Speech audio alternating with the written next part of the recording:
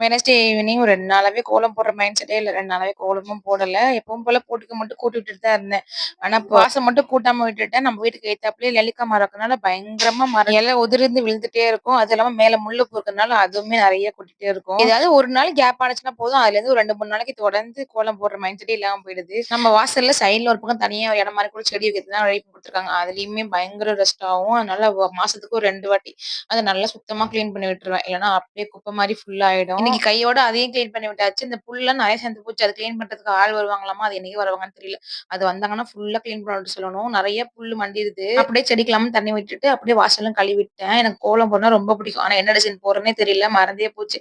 இப்பதான் ஒவ்வொரு டிசைனா Googleல பார்த்து ஒவ்வொரு நாளைக்கு ஒண்ணு போட்டுட்டு இருக்கேன். நான் போடுற கோலம் எப்படி இருக்குன்னு சொல்லிட்டு மறக்காம கமெண்ட் பண்ணுங்க. இந்த வீட்டுக்கு வந்த புதுசுல குட்டீஸ் நெறைய பேர் இங்க விளையாண்டுட்டு இருப்பாங்க. ஆனா பாப்பா பார்த்துட்டே இருப்பா நின்னு. ஆனா போமாட்டா, பயப்படுவா. இப்ப போ பாப்பா பழக்கப்படுத்தி நான் தான் 2 நாளைக்கு வந்து விளையாட விட்டேன். இப்போ ஏன்டா பழக்கி விட்டோங்கிற அளவுக்கு 2 பேரும் பண்ண ஆரம்பிச்சுட்டாங்க.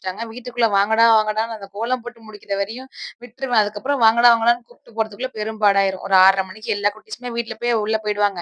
இவங்க 2 பேர் மட்டும் வெளியே நிப்பாங்க. கெஞ்சி கூத்தாடி 2 பேரையும் கூட்டு வந்து பால் ஆத்துறேன்னு சொல்லி குடுத்து, பால் ஆத்தி குடுத்து கொஞ்சம் சமாதானம் பண்ணுவேன். இந்த வீட்டுக்கு வந்தது யாருக்கு வசதியா இருக்கோ இல்லையோ எங்க குட்டீஸ் 2 பேத்துக்கும் ரொம்ப வசதியா இருக்கு விளையாடுறதுக்கு. அப்புறம் ஒரு வழியா 2 பேரையும் கூட்டு வந்துட்டு கையோட டீயும் போட்டேன். நமக்கு சாயந்தரம் 6:30 மணி ஆனா ஒரு டம்ளர் டீ வேணும். இல்லன்னா மண்டே 2 ஆயிரும். அவங்க அப்பாவும் வீட்ல இருந்தனால அப்புறம் எங்க 2 பேத்துக்கும் டீ போட்டு அவங்க 2 பேருக்கும் பால் ஆத்தி குடுத்தேன். குடிச்சுட்டு உட்காந்து விளையாண்டுட்டு இருந்தாங்க.